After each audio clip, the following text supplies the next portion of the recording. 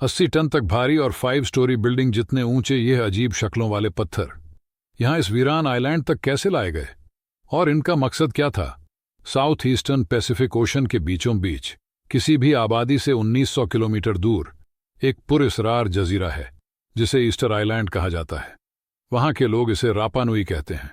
यह जजीरा ऊंची ऊंची पत्थर की मूर्तियों के लिए मशहूर है जिन्हें हम मोई स्टैचूज भी कहते हैं।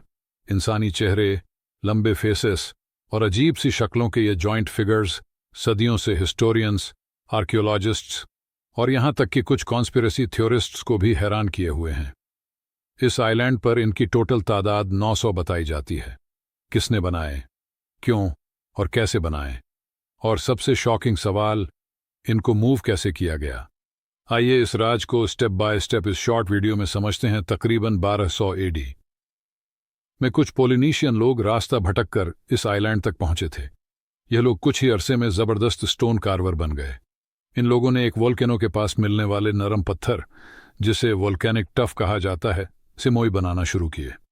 आज भी अक्सर मोई उसी क्वेरी में अधूरे पड़े नजर आते हैं, जैसे किसी आफत की वजह से इन्होंने अचानक काम बंद कर दिया हो। हर मोई का वजन 4 से 80 टन तक रिकॉर्ड किया गया है और जो सबसे बड़ा स्टैचू मिला उसका वजन हैरतंगेज तौर पर एक बोइंग 737 के बराबर है। फिर भी ये स्टैचूज कई मील दूर तक ले जाए गए। कुछ थ्योरिस्ट का ख्याल है कि इन्हें लकड़ी के रोलर्स पर घसीटा गया और कुछ का कहना है कि रोप्स और मैन पावर से इन्हें सीधा खड़ा करके चलाया गया। लेकिन 1600 में अचानक ये लोग आइलैंड छोड़कर कहीं चले गए। जब यूरोपियंस 1222 में यहां आए तो वहां सिर्फ 3000 लोग बचे थे, जबकि पहले वहां 15,000 लोग बसते थे।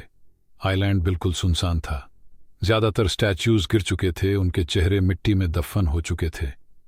एक थ्योरी कहती है कि रापानुई लोगों ने अपना एनवायरनमेंट खुद बर्बाद कर दिया। अब जाहिर है हर मोई को मूव करने के लिए लकड़ियां बहुत ज्यादा चाहिए थीं। यह लकड़ी वे आइलैंड पर मौजूद जंगलों से ही काटते थे और इस तरह पूरा जंगल ही खत्म हो गया। एक्सपर्ट्स का कहना है कि जंगल खत्म हो जाने की वजह से इस आइलैंड का नेचुरल बैलेंस बिगड़ गया और यहां काश्तकारी होना भी बंद हो गई।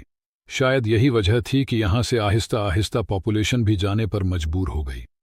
2012 में कुछ साइंटिस्ट्स ने रस्सियों और मैन पावर की मदद से कुछ स्टैच्यूज को चलाकर मूव करने की कोशिश की और वो कामयाब भी हुए।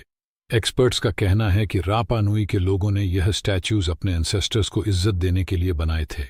उनका मानना था कि मोई में एक स्पिरिचुअल पावर होती है जिसे वे माना कहते थे।